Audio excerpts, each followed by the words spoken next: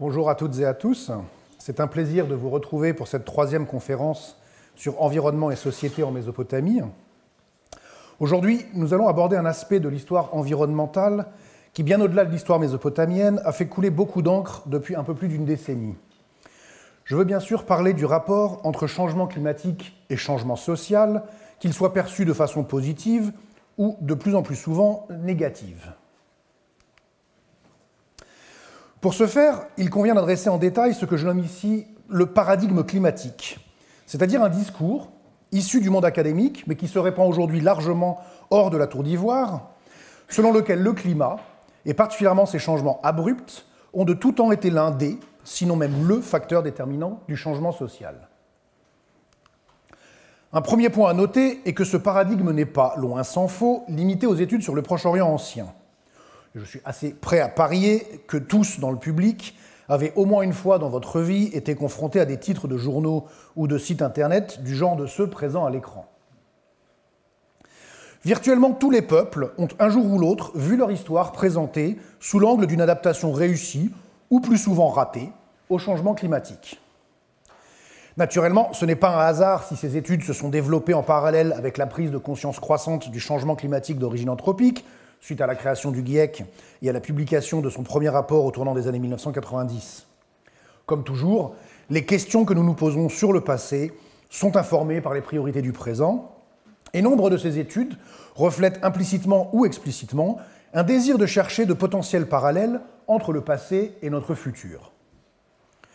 Un simple coup d'œil à ces titres montre en effet que si dans de rares cas, comme ici l'Empire mongol sous Gengis Khan, le climat est vu comme un facteur d'expansion pour un groupe donné, la plupart du temps, y compris pour les mêmes Mongols, ici au temps du fils de Gengis Khan, Ögedei, il est plutôt perçu comme une source de problèmes, voire comme la cause première de l'effondrement d'une civilisation, quoi que l'on mette derrière ce terme, mais ça, c'est une question pour un autre jour. Et regardez de plus près, le paradigme climatique apparaît comme l'une des deux faces d'un paradigme plus large, qui cherche à relier, de façon quasiment mécanique, changement environnemental et changements sociaux. L'un, dominant jusque dans les années 2000, met l'accent sur les effets de l'action humaine sur l'environnement, empruntant ses modèles à l'écologie, couplés avec une approche néo-malthusienne qui voit les sociétés outrepasser les capacités de leur environnement jusqu'à l'épuisement des ressources, puis l'effondrement. Dans ce modèle, le changement climatique n'est qu'une variable parmi d'autres, susceptible de pousser les sociétés à la rupture, mais il n'est pas le facteur principal. C'est le modèle illustré ici par l'article sur l'île de Pâques, qui sous-tendait l'ouvrage de Jared Diamond, dont vous avez sans doute entendu parler, Effondrement, populaire dans les années 90, et qui continue d'influencer des discours de type collapsologie, même s'ils sont largement discrédités chez les spécialistes, mais qui restent populaires au-delà. Le paradigme climatique, quant à lui, inverse les responsabilités et fait du changement climatique un acteur à part entière de l'histoire, si ce n'est l'acteur principal, reléguant les sociétés au rang passif de spectatrices ou de victimes. C'est, on le voit, la tonalité qui domine dans les articles écrits depuis les années 2010, et cela continue de nos jours. L'Antiquité proche-orientale fit en fait figure de pionnière du paradigme climatique, quand, à l'orée des années 90, l'équipe en charge des fouilles de Tel Leilian, dans la Jésirée syrienne, émit l'hypothèse qu'une vaste sécheresse avait été à l'origine du déclin des sites de l'âge du bronze ancien en Mésopotamie. C'est de cette étude que rendait compte l'article de l'Humanité qui est à l'écran, même si le journaliste est en l'occurrence quelque peu embrouillé, puisque la Babylone dont il est ici question est l'Empire d'Akkad, dont la chute précède de près d'un demi-millénaire l'affirmation de Babylone comme capitale régionale. Ça, c'est un autre problème. Ce paradigme a en tout cas depuis gagné en popularité, étant appliqué aussi bien à la fin de l'âge du bronze qu'à celle de l'Empire assyrien, avec pour ce dernier plus récemment une approche qui intègre aussi le climat comme facteur explicatif de son expansion et pas seulement de sa chute. Bien sûr, les études académiques sont souvent un peu plus nuancées que ce que les médias laissent transparaître, mais il est notable que parmi les articles à l'écran, Deux ont été rédigés non pas par des journalistes vulgarisateurs, mais par les auteurs des études en personne. C'est le cas de l'article d'Eric Klein pour le New York Times. Certains d'entre vous auront peut-être reconnu la référence à son livre 1177 avant JC, le jour où la civilisation s'est effondrée, d'il y a une petite dizaine d'années maintenant, mais aussi l'article pour The Conversation d'Ashish Sinha et Gayatri Katayat. Ma collègue de Chicago, Katie Kearns, qui a proposé de nommer ce type d'approche Clickbait Climate History, l'histoire climatique pour faire du clic. Je peine à trouver un équivalent français aussi efficace. Donc Katie souligne à juste titre que le problème va bien au-delà du simple aspect promotionnel de la recherche. Dans la mesure où un discours qui lie de façon quasi mécanique changement climatique et changement social n'est pas seulement la quasi-certitude pour les chercheurs de donner à leurs travaux une visibilité rarement offerte aux spécialistes de l'Antiquité, surtout de l'Antiquité non classique,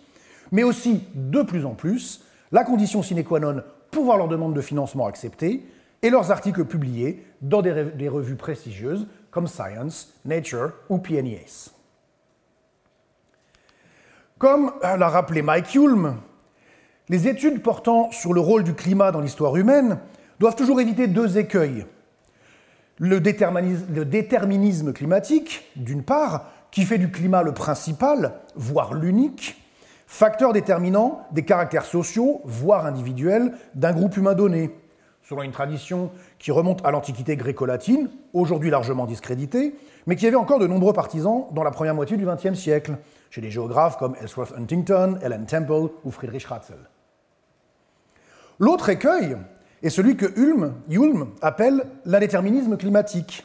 qui relègue le climat à une note de bas de page dans les affaires humaines et le prive de tout pouvoir explicatif. Ça, c'était la forme dominante chez les anthropologues et les historiens de la deuxième moitié du XXe siècle, en grande part en réaction aux excès des précédents. Le paradigme climatique, tel qu'il se développe depuis une trentaine d'années, peut pour sa part être considéré comme une forme de réductionnisme climatique, c'est-à-dire une variante moins radicale du déterminisme climatique qui isole le climat comme facteur causal principal, ou du moins uniquement significatif, parmi l'ensemble des éléments interdépendants qui façonnent les interactions entre société et environnement. Même s'il peut paraître réducteur, ou plutôt particulièrement parce qu'il est réducteur, et donc facile à vendre, le paradigme climatique est donc un produit éminemment actuel de la façon dont la recherche se fait dans le contexte du publish or perish et du financement de court terme, où la lisibilité du projet est une priorité autant pour toucher un large public que pour convaincre des financeurs, souvent peu au fait des subtilités de chaque champ disciplinaire. Ma démarche, que je partage avec d'autres collègues, dont Cathy, qui travaillait sur Chypre à l'époque archaïque, préconise à l'inverse de promouvoir une approche plus nuancée, qui rende compte de l'agentivité des sociétés anciennes dans leur interaction avec leur environnement à différentes échelles, mais aussi des dynamiques internes à ces sociétés, des tensions entre groupes et des perspectives parfois opposées qui pouvaient affecter les prises de décision. Il ne s'agit pas de distribuer les bons et les mauvais points pour savoir comment les sociétés décident de leur disparition ou de leur survie, pour reprendre le sous-titre assez malheureux de l'ouvrage de Jared Diamond, Effondrement, mais plutôt de saisir la spécificité historique de chaque cas particulier, loin des généralisations et des simplifications trop rapides. Même si elle est moins susceptible d'attirer les financements et de nourrir les gros titres, une telle approche me paraît plus respectueuse de la réalité complexe des relations entre sociétés et environnement, mais aussi de la façon dont la nature interdisciplinaire même du projet façonne son objet. C'est à la fois un problème historique et historiographique.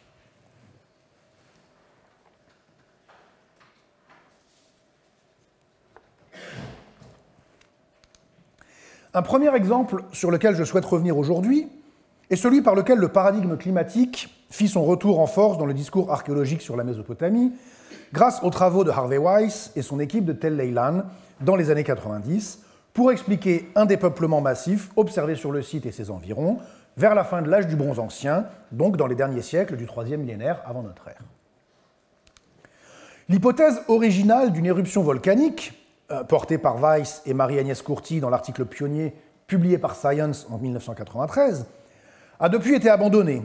au profit d'un de ces épisodes de changement climatique rapide que j'ai mentionné en première semaine, généralement connu sous le nom, pas très glamour, d'événement 4.2K, pour 4.2 kg année avant le présent, soit grossièrement 2200 avant notre ère. Cet épisode, identifié dans plusieurs archives climatiques de l'hémisphère nord,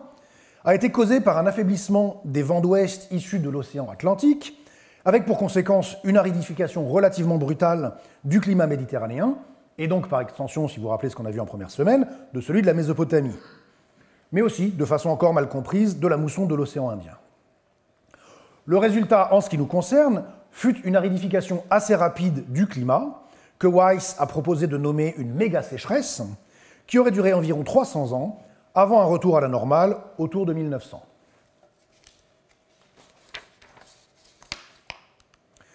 Même si la nature de l'épisode climatique a changé, le cœur de l'argument est resté sensiblement le même depuis les années 90. L'épisode aride coïnciderait avec les dernières décennies du royaume d'Akkad, lequel avait alors atteint son expansion maximale avec la conquête par Naram-Sin de la Haute-Mésopotamie, et marquerait un retournement de trajectoire drastique sous Shark-Ali-Shari, qui aurait par la suite entraîné l'effondrement du royaume d'Akkad. Voici la dynastie d'Akkad, le cœur de l'argument par Weiss, et la carte depuis Akkad, l'expansion en Haute-Mésopotamie. Ignorez les dates, elles sont sur l'arbre généalogique, elles sont fausses. Nous y reviendrons. Au cœur de l'argumentation de Weiss et de ses collègues se trouve donc une aridification brutale du climat, qui aurait entraîné la chute de la production agraire en Haute-Mésopotamie, région, on l'a vu, de culture sous pluie, mais aussi l'abandon massif des sites du plateau, au profit de refuges le long des cours d'eau pérennes, comme l'Euphrate et le Rabour, et par effet de domino, l'effondrement de l'empire d'Akkad.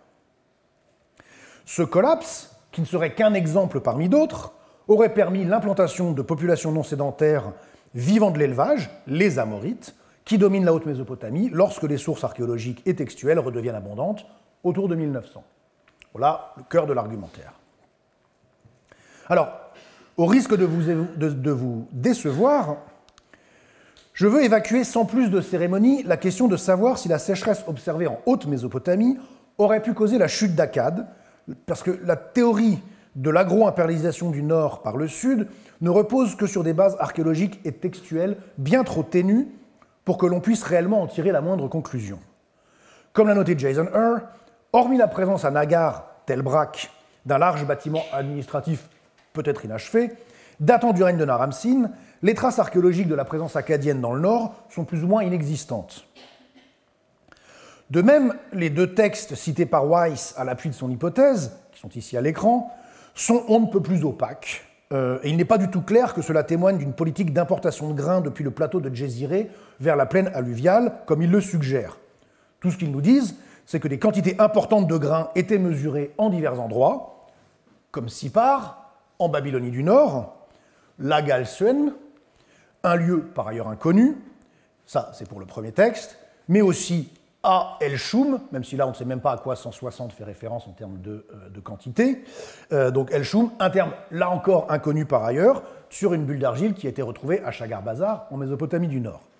Donc la base textuelle pour l'idée que les Akkadiens ont agro-impérialisé la Mésopotamie du Nord, elle est extrêmement faible. Comme l'a récemment souligné Piotr Michalowski, auquel je vous renvoie si vous êtes intéressé pour plus de détails, puisqu'il a fait une synthèse sur la période, ce scénario concernant la chute d'Akkad est au final assez peu crédible. Rien dans l'importante production textuelle de basse Mésopotamie sous Naram-Sin et Shark-Ali-Shari ne vient l'étayer. Michalowski suggère même que la Nagar du premier texte n'est pas la grande ville du Nord Tel Brak, mais une bourgade proche de Sippar, mais ça aussi c'est complètement spéculatif. En réalité, nous ne savons plus ou moins rien des liens qui ont pu exister ou non entre le royaume d'Akkad et le triangle du Rabour, où se trouve Tel Leilan. Donc, tant pis pour Akkad, même si ça vend mieux que simplement la Haute-Mésopotamie. Ce qui m'intéresse, moi, dans le cadre de ce cours sur le paradigme climatique, c'est comment les choses peuvent être analysées au niveau local ou régional. Et ce que cela nous dit sur la façon dont climat et changement social peuvent être corrélés, et dans quelle mesure il convient de rester prudent. La région du triangle du Rabour a fait l'objet de plusieurs prospections intensives, ce qui nous offre une vision assez complète des dynamiques de peuplement du troisième millénaire. Et il est indéniable qu'autour de Leyland, la période qui suit les campagnes acadiennes est marquée par un abandon assez spectaculaire. Ça, c'est le nombre d'hectares occupés par les sites dans le survey de Leyland et de son arrière-pays immédiat. On voit bien la chute drastique. La situation est cependant plus complexe lorsque l'on dézoome pour s'attacher à l'échelle régionale, où un phénomène global de désurbanisation est notable vers la fin du Bronze ancien, mais avec de très nombreuses variantes locales. D'un côté, la persistance de l'habitat, ici en vert, près des cours d'eau pérennes, donne de l'épaisseur à l'hypothèse de Weiss, selon laquelle les sites disposant d'un meilleur accès à l'eau, c'est aussi le cas pour les sites situés au-delà des 400 mm de l'isoyète actuelle, donc meilleur accès à l'eau, qu'elle soit de surface ou atmosphérique, ont été mieux positionnés pour s'adapter à une période de sécheresse que les sites de la Djéziré, qui même de nos jours se trouvent à la limite entre la zone des cultures sous pluie et la zone des cultures marginales. D'un autre côté, il est clair que dans un même espace, comme celui du triangle du Rabourg dont nous venons de parler et où se trouve Leyland, les trajectoires locales ont pu diverger grandement. Et le fait que certains sites localisés près du Rabourg, donc de la rivière, ici en rouge, aient été abandonnés quand d'autres, sur le plateau, maintenaient une forme d'habitat, suggère qu'il y a pu y avoir d'autres facteurs en jeu que la seule influence du changement climatique, comme des bouleversements sociaux, des guerres, etc. Les guerres, on témoigne d'ailleurs quelques exemples de destruction brutale, en jaune sur la carte, même si ceux-ci sont en général associés aux campagnes acadiennes, donc un peu plus anciens que l'épisode que Harvey Weiss essaye de trouver dans la région.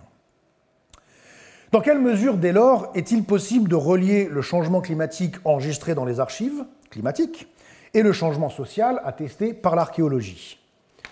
Pour comprendre cela, il faut faire un détour méthodologique que je vais tenter de ne pas rendre plus technique qu'il n'est nécessaire. Tenter.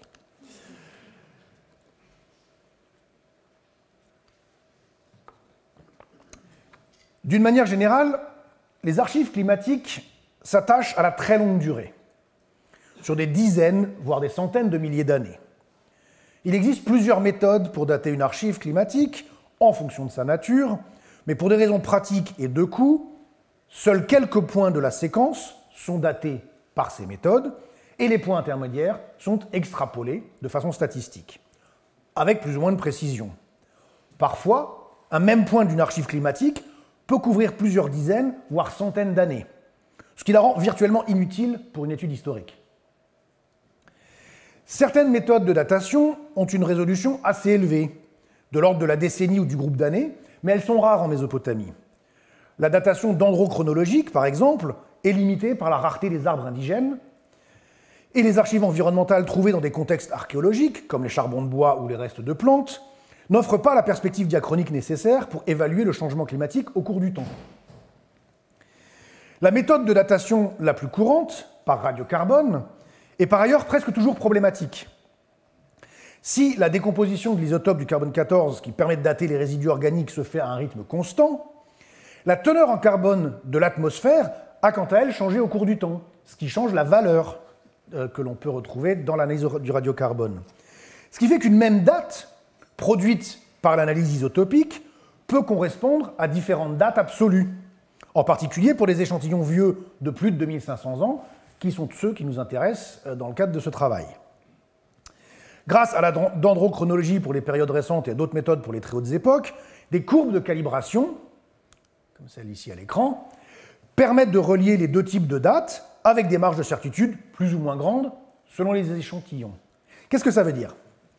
Et avant ça, une des difficultés en ce qui nous concerne est que les facteurs qui influencent le changement climatique, en particulier lorsque l'on va vers plus d'aridité,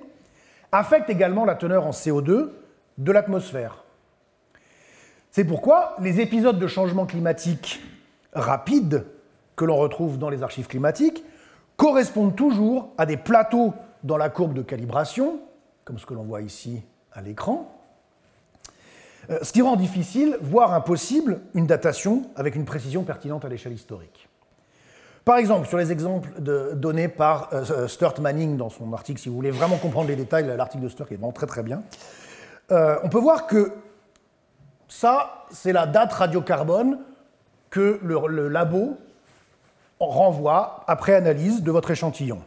Elle est elle-même déjà offerte avec une marge d'erreur de 60 ans pour une probabilité de 68%. Donc on est déjà dans une certaine flexibilité. Mais dans le cas d'un des plateaux, qui va être ce qui nous concerne systématiquement lorsqu'on a des climats qui deviennent plus arides, on peut avoir un même point de la courbe qui correspond à plein d'intersections sur la courbe de calibration. Donc, la date renvoyée par le labo ici en abscisse, en ordonnée, correspond à une série de dates beaucoup plus floues, de l'ordre de plusieurs centaines d'années, ici sur le graphe en abscisse. Une autre difficulté est que même pour les changements climatiques attestés à l'échelle du globe, les effets susceptibles d'affecter les sociétés humaines se jouent, eux, à l'échelle régionale, voire locale. Et qu'au sein d'une même zone climatique, ces effets peuvent suivre des tendances très diverses, voire contradictoires. Cela est particulièrement vrai du climat méditerranéen, où il a pu être mis en évidence qu'un même épisode climatique, reconnu à l'échelle du globe dans des archives climatiques comme les sondages des calottes glaciaires, peut se traduire par des conditions soit plus arides, soit plus humides, selon les lieux, les régions. Avec une opposition non seulement entre, d'un côté, la Méditerranée orientale et de l'autre, la Méditerranée occidentale, mais aussi au sein même de ces régions. Vous voyez ici, bon, c'est un épisode plus ancien, 4900 avant le présent, mais vous voyez que dans l'étude, la macro et la méta-étude faite par Finet et ses collègues, on voit bien que pour un épisode reconnu de la courbe climatique, selon les archives climatiques locales, même au sein de la Méditerranée orientale, certaines régions, certaines archives climatiques marquent une tendance accrue vers l'aridité, quand des archives proches marquent une tendance accrue vers une plus grande humidité. Ça veut dire que, et ça on le voit bien avec le changement climatique contemporain, ce qui va affecter les sociétés anciennes, ce n'est pas la tendance générale, c'est la façon dont elle se traduit régionalement et localement. Et ça, c'est beaucoup plus difficile à évaluer. Alors, c'est particulièrement problématique pour la Mésopotamie, qui jusqu'à très récemment ne disposait pas d'archives locales fiables, et pour laquelle la plupart des études antérieures à 2018, et même certaines publiées depuis, s'appuient sur des archives climatiques souvent de très basse résolution, provenant d'autres régions, dont rien n'indique qu'elles soient pertinentes pour notre propos. Fort heureusement, les choses ont commencé à changer depuis la publication de deux spéléothèmes, c'est-à-dire des stalagmites, à très haute résolution. L'un provient de la grotte de Gol-Ezard, sur le plateau iranien, l'autre de la grotte de Kunaba, dans le Kurdistan irakien. Tous deux sont datés par la méthode uranium-thorium. Je ne rentre pas dans les détails, mais c'est une autre méthode reposant sur la désintégration isotopique, mais qui est indépendante de la teneur en CO2 atmosphérique, à la différence du radiocarbone, donc ça évite les problèmes qu'on a vus avec la courbe de calibration. La première archive couvre une période entre environ 3200 et 1700 avant notre ère, ici, et l'avantage, c'est que ces archives ont une forte densité de datation absolue par la méthode uranium-thorium, donc on limite aussi les problèmes liés à l'extrapolation des périodes qui ne sont pas datées dans la séquence. Donc la première archive couvre une période entre environ 3200 et 1700 avant notre ère, et la seconde entre environ 2000 avant notre ère et le présent, le début des années 2000. La résolution temporelle est relativement élevée dans les deux cas, entre 2 et 10-15 ans selon les portions des séquences, avec une incertitude temporelle d'environ 25-30 ans. Donc on n'est évidemment pas à l'année près, mais on arrive à des niveaux de précision qui commencent à faire sens par rapport à des points sur la courbe qui seraient de 100, 200, 300 ans, qui commencent à faire sens pour l'analyse historique. Un ou deux enregistrements ne suffisent pas pour obtenir des réponses définitives, d'autant plus que ces deux archives ne se chevauchent que sur une partie très limitée de leur plage chronologique respective, ce qui limite les possibilités de comparaison. Elles constituent néanmoins des proxys crédibles du climat de la Haute-Mésopotamie au cours des 5000 dernières années, ce qui signifie que des analyses fines des interactions entre le climat et les sociétés de la région sont désormais à portée de main, même si pour l'instant les résultats doivent être considérés comme provisoires. Mais par rapport à la situation dans laquelle on était il y a même encore 10 ans, on a fait d'énormes progrès dans nos données paléoclimatiques. Peut-on dès lors poser un lien de causalité direct entre l'épisode climatique rapide de l'événement 4.2K et l'abandon de sites repérés dans la prospection de Tel Leilan et en d'autres endroits du triangle du Rabour? Si l'on en croit les auteurs, donc Stacy Caroline et ses collègues, de l'étude de 2008, oui, sans hésitation. C'est même ce qu'ils ont décidé de mettre en avant dans le titre de leur étude, pour les raisons que j'expliquais en début de cours. Pourtant, à y regarder de plus près, les choses ne sont pas aussi simples. D'après le spéléothème de Gold-Hazard, l'épisode aride brutal aurait commencé quelque part entre 2316 et 2244, tandis que les dates radiocarbone à haute résolution pour Tel Leilan placent la chute drastique du nombre de sites entre 2230 et 2200,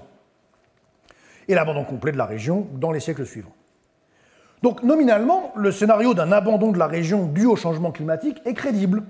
mais seulement si celui-ci eut lieu dans les dernières décennies de la plage chronologique offerte par la datation à l'uranium-thorium. Si au contraire, la date la plus haute devait être retenue, alors la corrélation entre les deux événements, plus de 150 ans, deviendrait bien lâche et le lien causal sujet à caution. Bien sûr, l'exercice a ses limites, dans la mesure où les dates absolues de l'archive climatique et celles de la séquence archéologique reposent sur des méthodes différentes, uranium-thorium d'un côté, radiocarbone de l'autre, dont la compatibilité reste difficile, voire impossible à établir. Les choses se compliquent encore lorsque l'on essaie de synchroniser ces deux jeux de données avec la chronologie historique, proposée sur la base des textes par Walter Salaberger et Ingo Schrakamp, puisqu'alors la date médiane de 2310, déterminée comme point de départ de l'épisode aride dans l'archive climatique, correspondrait à la première décennie du règne de Sargon, selon ce compute-là. Donc l'époque de la grandeur d'Akkad, pas celle de son déclin. Mais là encore, les apparences sont trompeuses, puisque les dates de Salaberger et Schrakamp ont elles-mêmes une marge d'erreur de plus ou moins 30 ans, et que d'après l'étude de 2018, l'épisode climatique aurait pu commencer 60 ans plus tôt ou 60 ans plus tard que 2310, soit à peu près n'importe quand entre la fin du proto-dynastique et la moitié du règne de Naram-Sin, d'après la chronologie historique. Au final, quand on écrit de l'histoire, il nous faut toujours construire un récit qui rende compte des données, et il peut être tentant soit d'aspirer, suck in, une variété de phénomènes mal datés vers un événement bien daté, qu'il soit environnemental, archéologique ou historique, créant ainsi une illusion de synchronicité. Soit, à l'inverse, de passer à côté des synchronismes en les étalant, smear, du fait que les dates possibles couvrent une plage tellement vaste que l'événement se retrouve noyé dans le bruit des données. Je reprends ici suck in and smear, la terminologie du dendrochronologiste Mike Bailey, qui, à l'orée des années 90, nous mettait déjà en garde contre ces problèmes méthodologiques au moment où les datations absolues par le radiocarbone devenaient courantes en archéologie. Donc même avec l'avancée des études paléoclimatiques qui atteignent, encore une fois, des degrés de précision chronologique encore inimaginables il y a 10 ou 15 ans, il reste difficile de corréler de façon fine les données environnementales, archéologiques et historiques pour la haute antiquité. Il est possible, grâce à la statistique bayésienne couramment employée pour les datations absolues en archéologie, de restreindre quelque peu le champ des possibles en prenant en compte les autres éléments de l'équation. Par exemple, et par définition, le palais de Naram-Sin à Tel Brak ne peut pas être antérieur à la conquête de la région par les troupes d'Akkad, ni postérieur à la fin de leur présence dans la région. Cela permet d'affiner la datation au radiocarbone d'éléments retrouvés en contexte archéologique. Cependant, de telles contraintes sont impossibles à imposer pour les données issues d'archives climatiques naturelles, comme la formation de stalagmites dans la cave de Gold-Hazard, qui n'est pas reliée à des niveaux d'occupation humaine. On saisit alors le problème du paradigme climatique tel qu'il apparaît dans l'étude de Caroline et al. Même si leurs données paléoclimatiques sont révolutionnaires par rapport à ce dont nous disposions auparavant, l'idée même que le changement climatique a provoqué la chute d'Akkad, qui date des travaux de Weiss des années 90, est tellement prégnante et vendeuse dans l'inconscient collectif qu'ils n'ont pas su ou voulu s'en départir, adoptant par défaut un récit déjà construit, alors même que celui-ci reposait sur des données beaucoup moins fiables. Il y a là un biais de confirmation et donc un raisonnement tautologique. Après tout, sur la base des seules données ici à l'écran, je pourrais tout aussi bien affirmer que le changement climatique a eu lieu au début du règne de Sargon et a affaibli les États de Haute-Mésopotamie sans avoir d'impact majeur sur ceux de la basse Mésopotamie qui dépendaient du cours des fleuves et étaient donc moins sensibles à une baisse subite des pluies qui aurait pour le coup dévasté l'agriculture sèche du nord sans affecter l'agriculture irriguée du sud. Dans ce scénario, le changement climatique deviendrait l'allié de l'expansion de Sargon comme il était celui de Gengis Khan plus tôt, et non pas la cause de la chute de l'empire d'Akkad. Il va sans dire que ce récit n'aurait pas beaucoup plus de valeur historique que celui que j'essaye de démonter aujourd'hui. Donc au final, que peut-on dire de l'événement 4.2K et de son impact en Haute-Mésopotamie ? La littérature actuelle nous offre des points de vue aussi antagonistes et irréconciliables que celui d'Harvey Weiss, pour qui l'aridification rapide a été la cause d'une vaste disruption sociétale, non seulement en Haute-Mésopotamie, mais aussi à travers l'ensemble des espaces d'agriculture sous pluie d'Asie occidentale, avec des conséquences, même pour les régions d'agriculture irriguée, comme Akkad. Et d'un autre côté, celui d'Arcadius Zoltijak et de Ricardo Fernandez, qui, sur la base d'une étude isotopique de restes humains provenant de Tel Brak, Tel Bari et Tel Arbid, donc 3 sites du triangle du Rabour, là aussi où on trouve Leylan, suggère que rien de notable ne s'est passé sur le plan des modes de vie entre la fin du 3e et le début du 2e millénaire avant notre ère. Au final, il faut, je crois, avoir l'honnêteté et la modestie de reconnaître qu'il y a encore bien trop de paramètres qui nous échappent pour tirer des conclusions définitives. Comme le rappelle Mike Hulme, dans l'article que j'avais cité plus tôt, il nous faut naviguer entre les deux écueils du déterminisme, ou du réductionnisme, et de l'indéterminisme climatique. On a vu, si impact il y a eu, il a été assez différent selon les sites, même au sein de la Haute-Mésopotamie, et il faudrait une étude fine de chaque situation à l'échelle locale pour pouvoir aller plus loin. J'ai personnellement du mal, mais c'est là peut-être mon propre biais d'historien environnementaliste, à croire qu'un épisode climatique d'une telle ampleur n'ait pas eu du tout d'impact sur une région marginale comme la Haute-Mésopotamie, en particulier dans ce qui correspond à l'actuelle zone des cultures marginales. Mais je pense qu'il faut se garder de toute généralisation hâtive. Cela dit, j'ai bien conscience qu'une telle prudence n'est pas près de m'ouvrir les pages de Science ou de Nature.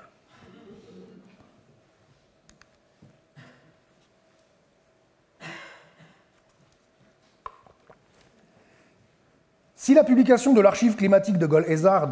s'est accompagnée d'un discours sur la chute d'Akkad, celle des spéléothèmes de la grotte de Kunaba, en 2019, a été associée avec un discours légèrement plus complexe, mais relevant toujours du paradigme climatique, sur l'ascension et la chute de l'Empire néo-assyrien au début de l'âge du fer, début du 1er millénaire avant notre ère.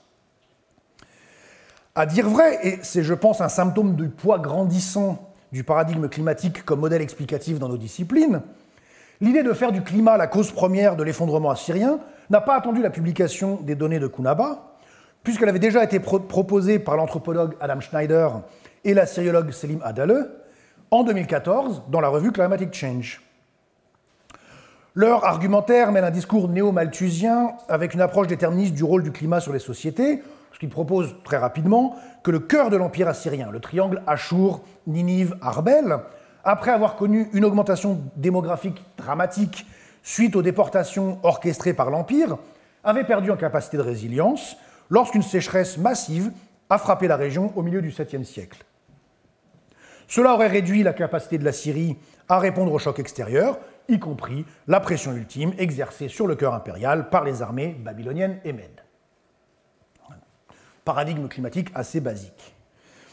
Une des faiblesses de l'analyse de Schneider et Adele était de reposer sur une série d'archives climatiques à faible résolution, provenant toutes de régions situées en dehors de Mésopotamie. Donc, selon ce que nous avons vu précédemment, cela ne disait rien de la situation de corrélation, de la situation environnementale du cœur assyrien, et posait un problème très classique de aspirer et étaler en matière de corrélation entre les données climatiques dont la résolution était au mieux de l'ordre du siècle, et les données historiques qui requièrent une résolution de l'ordre de la décennie au minimum. Cela n'empêchera toutefois pas l'article de connaître un succès d'estime dans le monde de la clickbait climate history. Dans un numéro ultérieur de la revue, Arkadiusz Soltijak, encore lui, a vivement rejeté leurs conclusions, principalement au motif que leur analyse s'appuyait sur des lectures partielles et dépassées du matériel archéologique et textuel. S'en est suivi un droit de réponse assez vif et un article supplémentaire dans Irak, un journal respectable, mais pas particulièrement réputé pour son expertise en matière d'histoire environnementale, dans lequel Schneider et Adale réaffirmaient leur théorie en ajoutant de nouvelles données paléoclimatiques, là encore relativement de basse définition. Je n'ai pas le temps d'entrer dans les détails de la dispute, qui est de toute façon en grande partie obsolète, mais si vous voulez en savoir plus, je vous renvoie à un article qui devrait paraître prochainement dans la série Studia Raburentia. L'essentiel de ce que je vais développer dans la suite de ce cours aujourd'hui se retrouve dans cet article qui devrait paraître sous peu, j'espère. Donc pour aujourd'hui, je veux m'arrêter plus particulièrement sur la dernière version du paradigme climatique pour l'histoire assyrienne, celle liée à la publication du spéléothème de Kunaba par Ashish Sinra et ses collègues, pour laquelle Harvey Weiss, Adam Schneider et Selim Adale sont tous les trois co-auteurs. Donc cette publication a marqué un changement dans le paradigme climatique pour l'histoire assyrienne, sans modifier radicalement le récit général. Un résultat surprenant issu du spéléothème de Kunaba a été l'identification d'une phase plus humide, entre 925 et 725 environ,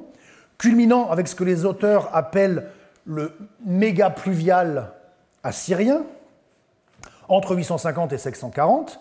suivi d'un changement vers des conditions plus arides, entre 740 et 525 environ, culminant en quelques 125 années entre 675 et 550, parmi les plus sèches enregistrées dans l'archive, que les auteurs appellent la méga-sécheresse assyrienne. Donc, si ces nouvelles données, à la fois locales, on est à 300 km de Ninive, c'est relativement proche comparé à ce que l'on avait auparavant,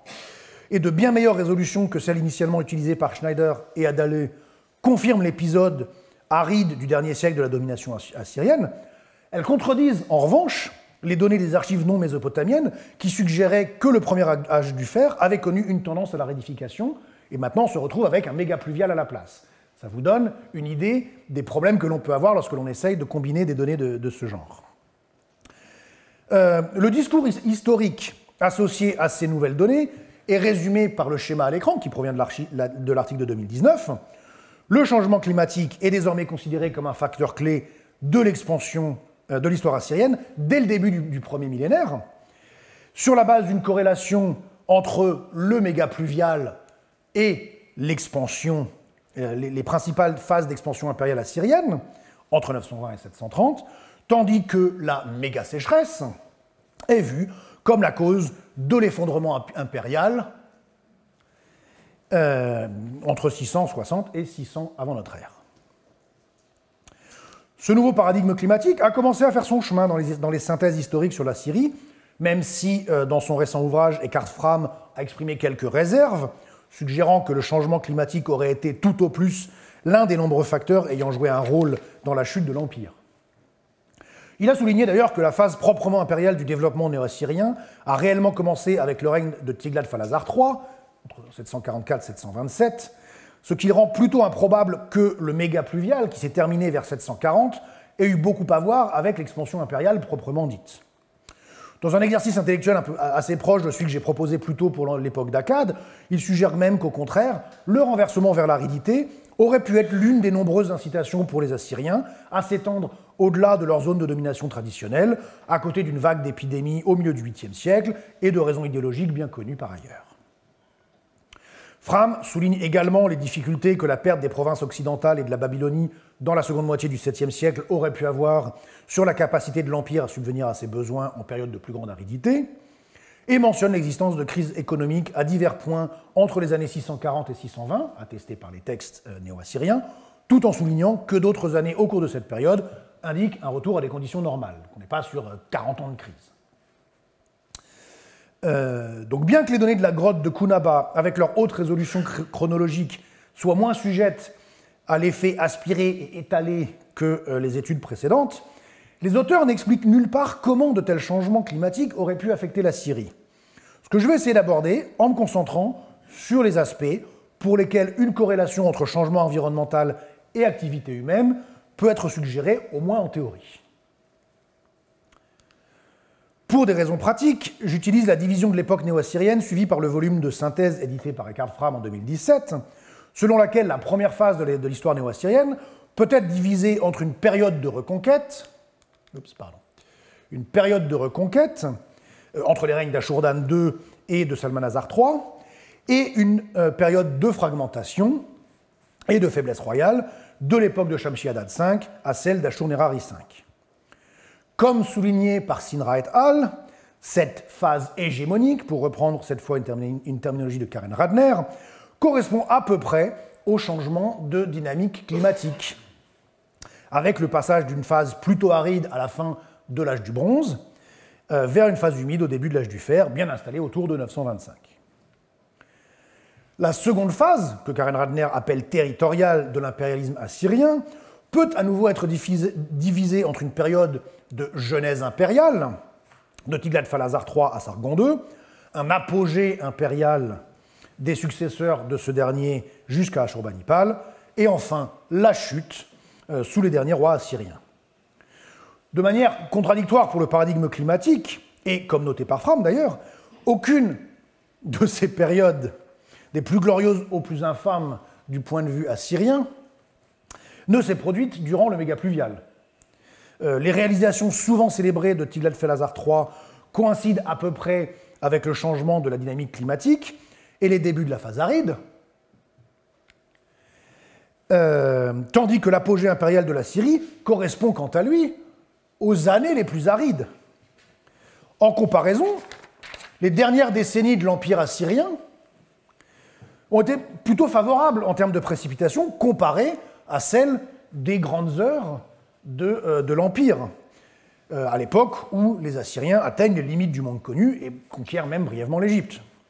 Donc s'il existe une corrélation entre le changement climatique et le succès ou l'échec de l'Empire, elle n'est certainement pas évidente. Donc, qu'est-ce qu'on peut vraiment dire de l'histoire assyrienne et de potentiels liens avec le changement climatique? Étonnamment, l'étude de Sinra et al. Ne mentionne pas ce qui, de mon point de vue, offre la plus grande probabilité d'avoir été directement influencé par l'amélioration de l'humidité atmosphérique durant la phase dite hégémonique, c'est-à-dire la politique systématique de colonisation et de remplissage du paysage dans la Djézireh syrienne et le nord de l'Irak, identifiée dans les prospections de terrain. Dans la mesure où l'agriculture de la région dépend principalement de la pluie, ces établissements ruraux auraient grandement bénéficié de conditions atmosphériques plus favorables. Même si l'amélioration climatique n'atteint pas les niveaux connus au pic de la phase humide, les conditions plus humides, le début d'une amélioration des conditions, pourraient même étayer l'affirmation d'Ashurdan II, selon laquelle il a développé l'agriculture en Haute-Mésopotamie, comme jamais auparavant, dans le cadre de la phase dite de reconquête des territoires assyriens que la Syrie avait perdus à la fin du bronze récent. L'influence du climat me semble particulièrement crédible pour une région du centre assyrien qui est largement ignorée des débats autour du paradigme climatique, à savoir la vallée du Barabour. Dès que les Assyriens reprirent contrôle de la région au IXe siècle, ils construisirent 2 canaux massifs de part et d'autre de la rivière pour l'irrigation et pour la navigation à contre-courant. Cela permit une multiplication spectaculaire au cours des 8e et 7e siècles des établissements ruraux qui dépendaient des nouveaux canaux et qui furent peuplés, en partie au moins, par des déportés. Immédiatement à l'est, un bon exemple de colonisation planifiée d'une zone jusqu'alors marginale est représenté par la colonisation de la steppe entre Achour et Dourkatlimou, en lien avec le programme d'expansion célébré par la stèle de Zamarou Tel Rima d'Adad-Nirari III, en particulier dans la région du Wadi Hadjidj. Pour information, c'est la photo qui illustre ce programme de cours, le Wadi Hadjidj. L'archéologie a ainsi repéré une occupation néo-assyrienne dans ce bassin alimenté par une série de cours d'eau intermittents et de puits, qui contraste fortement avec l'unique site connu pour la période précédente. Donc là, on a vraiment une expansion dans une région aride, alimentée de façon artésienne ou par des cours d'eau intermittents, pour lequel une amélioration de la pluviométrie fait énormément de sens. Donc ici, l'influence directe du changement climatique peut être suggérée comme déclencheur du programme d'expansion impériale, car des précipitations plus élevées auraient soutenu à la fois le système d'oued dendritique du Wadi Hadjidj et l'augmentation du débit du Rabour, qui est alimenté par des sources karstiques dépendant de la pluie pour leur réapprovisionnement, et donc une meilleure alimentation des canaux qui eux-mêmes puisaient leur eau au Rabour. Cependant, il ne faut pas non plus être trop déterministe.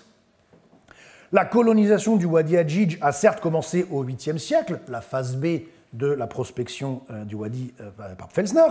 donc vers la fin de la phase humide, ici. Et est restée active au 7e siècle, la phase C, lorsque la région a subi les effets durables de la méga sécheresse. De même, les programmes de colonisation liés aux déportations de populations vaincues ont certes commencé pendant la phase humide et la phase d'expansion hégémonique assyrienne, mais ils ont surtout atteint leur apogée durant la phase impériale, sous les Sargonides, et en particulier sous Sennachérib, au plus fort de la sécheresse. Ailleurs, les prospections ne font généralement pas de distinction entre les sous-phases de la période néo-assyrienne, mais les études régionales montrent la multiplication depuis la vallée du Haut-Tigre jusqu'au Balir et au Haut-Euphrate turc de petits sites ruraux dispersés que l'on peut identifier avec les hameaux, les caprous du recensement de Haran et d'autres textes néo-assyriens. Sur le Haut-Tigre, les politiques impériales de la période tardive, donc de l'époque des Sargonides, sont associées à des colonies rurales de personnes déportées qui ne semblent pas avoir été très prospères, ce qui est intéressant puisqu'elles se trouvent dans des régions relativement humides qui n'auraient pas dû être tellement affectées par l'épisode aride. Et en plus, elles sont en contact du Tigre. Dans le sud Levant, sous domination assyrienne, on a noté des mutations économiques, mais qui semblent avoir été dictées par des décisions de nature politique plutôt que par des changements dans le climat méditerranéen. Donc même si on peut, dans certains cas, suggérer une corrélation entre une expansion en milieu aride et l'augmentation de l'humidité atmosphérique, le fait que ces sites se maintiennent pendant toute la durée de l'empire néo-assyrien suggère que le seul climat n'est pas la seule variable à prendre en compte ici. Par ailleurs, la transformation la plus radicale du paysage par l'empire néo-assyrien a été celle qui a touché le triangle Assour, Ninive, Arbel, et plus particulièrement l'arrière-pays des nouvelles capitales établies à Kalrou, Nimroud par Ashurbanipal II, à Dur-Sharokin, Khorsabad par Sargon II, et à Ninive par Sennachérib. Comme je l'ai rappelé en première semaine, l'urbanisation y a été accompagnée d'investissements massifs dans l'irrigation et d'un marquage du paysage par des reliefs rupestres et des inscriptions. Des déportés ont été amenés de tout l'Empire pour construire les canaux, peupler les villes et cultiver la terre. Contrairement à une vieille idée reçue qui semble sous-tendre la discussion de Schneider et Adali sur le sujet, ces canaux n'étaient pas simplement destinés à fournir de l'eau aux capitales et à leurs jardins luxueux. La télédétection a en effet permis d'identifier de nombreux débouchés qui permettaient la mise en culture de nouvelles terres, non seulement pour les céréales, mais aussi pour la vigne. Le changement climatique ne peut pas être identifié comme un facteur décisif dans cet investissement impérial, puisqu'il n'y a pas de corrélation directe entre les deux. L'investissement dans l'irrigation se retrouve à la fois au début de la phase humide à Nimroud et au début de la phase aride à Dur-Sharokin et Ninive.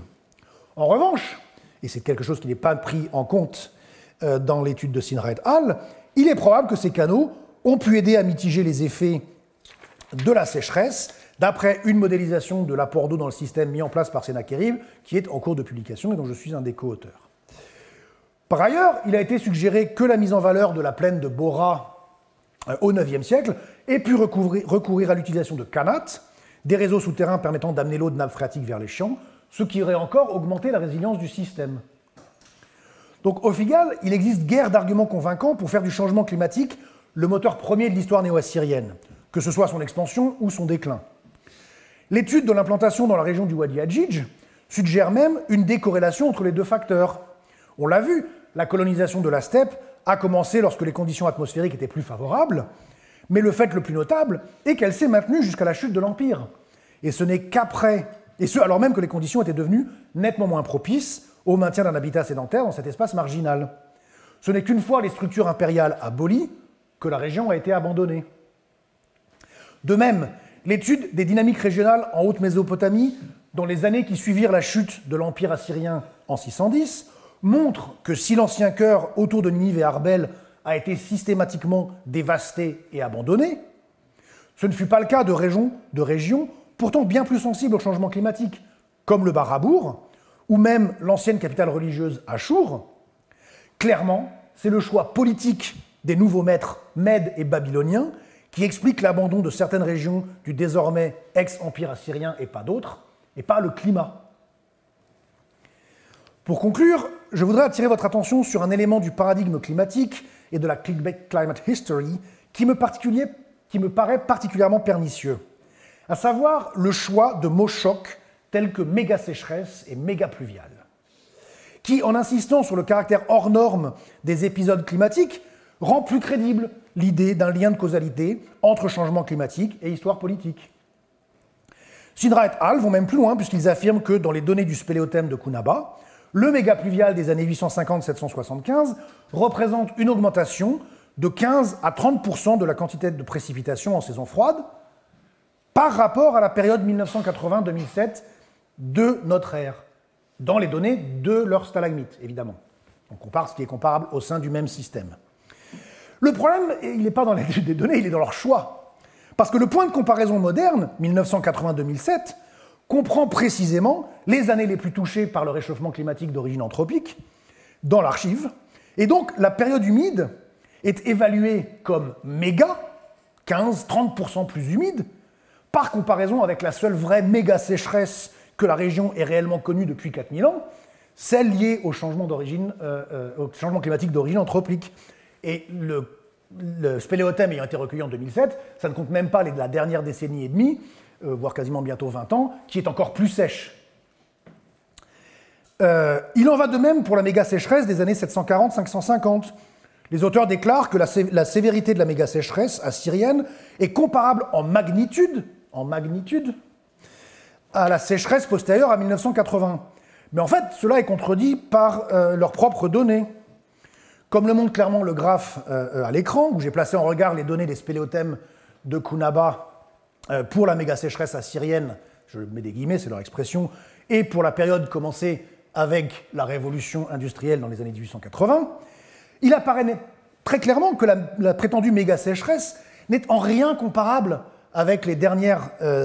décennies de l'archive climatique, celles-là même qui ont été utilisées comme point de comparaison pour le méga pluvial. Celles-ci sont beaucoup plus arides. Il n'y a pas photo ici. Hein. En fait, les épisodes les plus dramatiques de la période néo-assyrienne sont plus correctement comparés aux conditions qui prévalaient vers le milieu du XXe siècle de notre ère, et non aux dernières décennies que l'on connaît dans la région. Pourquoi c'est important? Parce que le cerveau humain a besoin de points de comparaison fiables pour donner un sens à des événements relatifs, tels que les changements d'humidité atmosphérique. Lorsque nous évoquons le climat du Moyen-Orient, nous pensons toujours à la région telle que nous la connaissons. Mais contrairement à ce que suggèrent les auteurs de l'étude de 2019, la méga sécheresse assyrienne n'équivaut pas à la période d'aridité dramatique des 25 dernières années, déclenchée par l'accélération du changement climatique anthropique, mais s'apparente plutôt à la situation des années 1950-1970 de notre ère. Une période qui est, il est vrai, historiquement aride par rapport au climat de la région au cours des 4000 dernières années. On est à 1,5 point d'écart type de variance par rapport à la moyenne. Donc c'est une période qui est historiquement aride, mais c'est aussi celle que nous utilisons comme cadre de référence lorsque nous parlons du climat de la région d'aujourd'hui. Toutes les études que vous allez lire sur le Moyen-Orient prennent les données des années 50-70 comme la référence du climat. Donc en fait, la méga sécheresse assyrienne, c'est ce que vous trouvez dans n'importe quel livre de géographie sur le climat du Moyen-Orient, avant l'accélération du changement climatique anthropique, parce qu'évidemment, on y est déjà là. Mais là, les dernières années, on voit vraiment que les choses s'accélèrent. Donc, d'une manière générale, le climat au cours de l'histoire de la région a eu tendance à être plus favorable que celui qui a été mesuré depuis le milieu du XXe siècle de notre ère. Et l'épisode aride du 8e au 6e siècle correspond à ce que nous considérerions comme un climat normal d'après les études climatologiques modernes dont nous disposons. Donc l'emploi d'une terminologie comme méga sécheresse ou méga pluviale suggère des situations climatiques bien plus dramatiques que ce qu'elles furent en réalité, et je pense qu'il est de notre devoir de les éviter. Je vous remercie de votre attention.